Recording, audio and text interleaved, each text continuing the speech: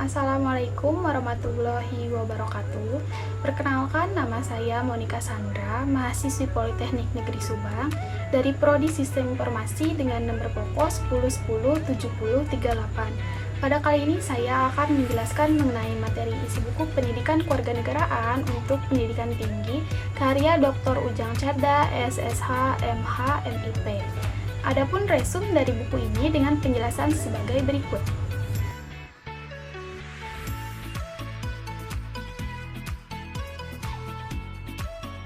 Buku ini terdiri dari 7 bab. Bab 1 ada orientasi terhadap pendidikan kewarganegaraan. Bab 2 memahami identitas nasional sebagai karakter bangsa. Bab 3 memahami Pancasila sebagai ideologi bangsa dan negara. Bab 4 memahami negara, konstitusi dan warga negara. Bab 5 memahami negara hukum, hak asasi manusia dan demokrasi. Bab 6 memahami wawasan Nusantara sebagai wawasan nasional Indonesia. Dan bab terakhir memahami ketahanan nasional dan integrasi nasional Indonesia. Pada bab pertama kita akan mempelajari tentang latar belakang pembelajaran pendidikan kewarganegaraan yang terdiri dari perubahan pendidikan ke masa depan dan dinamika internal bangsa Indonesia yang terdiri dari 2 faktor, yaitu faktor eksternal berupa pengaruh globalisasi yang disemangati liberalisme mendorong lahirnya sistem kapitalisme di bidang ekonomi dan demokrasi liberal di bidang politik. Lalu ada faktor internalnya yang bersumber dari internal bangsa Indonesia sendiri. Lalu ada pengertian dan tujuan pendidikan kewarganegaraan. Pendidikan kewarganegaraan adalah suatu proses yang dilakukan oleh lembaga pendidikan di mana seseorang mempelajari orientasi, sikap, dan perilaku politik sehingga yang bersangkutan memiliki political knowledge, awareness, attitude, political efficacy, dan political participation, serta kemampuan mengambil keputusan politik secara rasional dan menguntungkan bagi dirinya sendiri dan masyarakat. Lalu ada tujuan pendidikan kewarganegaraan yang terdiri dari tujuan nasional dan tujuan pendidikan nasional. Tujuan nasional itu ditegaskan dalam pembukaan Undang-Undang Dasar 1945 pada alinea keempat.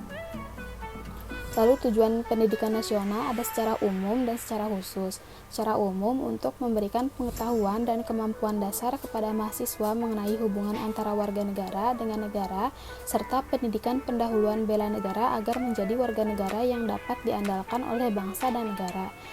Ada secara khusus yaitu agar mahasiswa memiliki sikap dan perilaku yang sesuai dengan nilai-nilai kejuangan, cinta tanah air, serta rela berkorban bagi nusa, bangsa, dan negara.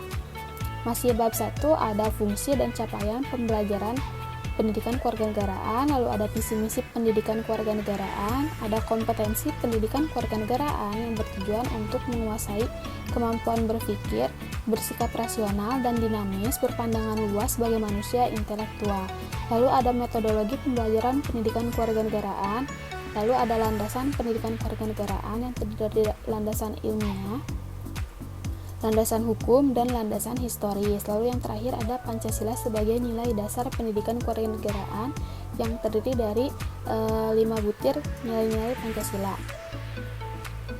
Bab 2 ada proses berbangsa dan bernegara yang terdiri dari asal-usul bangsa Indonesia yaitu Proto-Melayu, Detro-Melayu, dan Primitif. Lalu ada identitas nasional yang terdiri dari pengertian unsur-unsur, faktor pembentuk, dan identitas nasional sebagai karakteristik bangsa.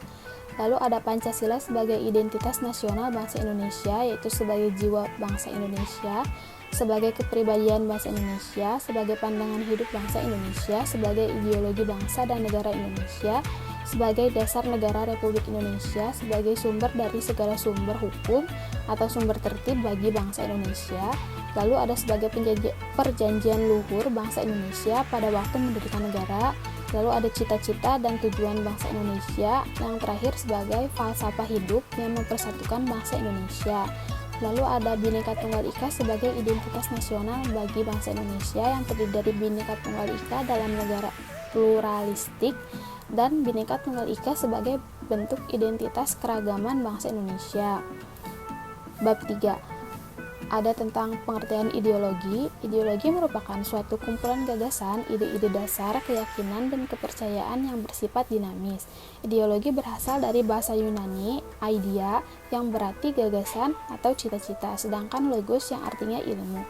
Ideologi dapat diartikan cita-cita atau pandangan yang berdasarkan kepada ilmu. Ideologi adalah kumpulan konsep bersistem yang dijadikan asas pendapat yang memberikan arah dan tujuan untuk kelangsungan hidup. Lalu ada makna ideologi bagi bangsa Indonesia, ada perbandingan ideologi Pancasila dengan ideologi lain meliputi ideologi liberalisme, konservatif, sosialisme, komunisme, dan fasisme. Lalu yang terakhir pada bab 3 ada memahami makna Pancasila sebagai ideologi negara dari putusan Mahkamah Konstitusi nomor 100 garing PUU strip XI strip 2013 yang di dalamnya ada pokok perkara, ada pendapat ahli yaitu Sujito, Kaelan, dan Jawahir Tontowi, lalu ada pendapat Mahkamah Konstitusi, lalu ada pendapat berbeda Hakim Mahkamah Konstitusi yaitu Arif Hidayat dan Patrialis Akbar, yang terakhir ada putusan Mahkamah Konstitusi. Bab 4 ada memahami negara yang terdiri dari pengertian negara dan unsur-unsur negara. Negara adalah suatu organisasi yang berada dalam suatu wilayah tertentu yang di dalamnya terdapat rakyat dan pemerintah yang sah. Unsur-unsurnya meliputi pendidikan penduduk yang tetap, wilayah, pemerintah, hubungan dengan negara lain. Ada hakikat, tujuan, dan fungsi negara, lalu ada macam-macam bentuk negara, ada memahami konstitusi. Yang pertama ada pengertian konstitusi. Konstitusi adalah seperangkat aturan yang mengatur dan membentuk organ-organ pemerintahan termasuk wewenang yang dimilikinya serta dasar-dasar negara. Lalu ada peranan konstitusi dalam kehidupan bernegara.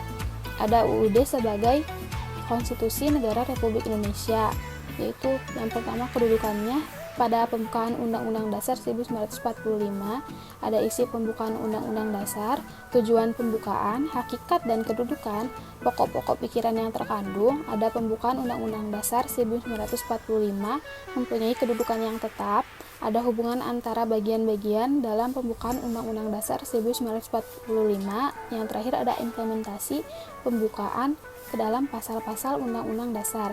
Yang terakhir ada memahami warga negara Indonesia yang terdiri dari pengertian warga negara, hak dan kewajiban negara, dan hak dan kewajiban warga negara. Pada bab 5, kita akan mempelajari tentang negara hukum, HAM, dan demokrasi. Negara hukum ada pengertian dan ciri-cirinya. Negara hukum merupakan negara yang penyelenggaraan pemerintahannya bertumpu pada dasar hukum yang berlaku di negara tersebut. Cirinya ada kekuasaan berjalan sesuai dengan hukum positif yang berlaku, menuntut pembagian kekuasaan, kegiatan negara dikontrol oleh kekuasaan kehakiman efektif. Yang terakhir adanya pengakuan dan perlindungan hak asasi manusia, adanya legalitas dalam arti hukum. Lalu ada makna Indonesia sebagai negara hukum menurut Ramesh Mishra, Lauren Friedman, dan Jan M. Buchman. Lalu ada dari Ross Cranston. Pada HAM ada tentang sejarah perkembangan HAM, lalu pengertian HAM, macam-macam HAM, dan hak dan kewajiban hak asasi manusia. Pada demokrasi ada perkembangan demokrasi di Indonesia yang terdiri dari 4 tahap, yaitu demokrasi parlementer pada tahun 1950 sampai 1959, yang kedua demokrasi terpimpin 1959 sampai 1965, lalu ada demokrasi Pancasila zaman Orde Baru yaitu pada tahun 1966 sampai 1998, lalu yang terakhir ada demokrasi Pancasila zaman Reformasi yaitu tahun 1998 sampai sekarang. Lalu ada pengertian demokrasi, prinsip-prinsip demokrasi, dan korelasi demokrasi dengan negara hukum.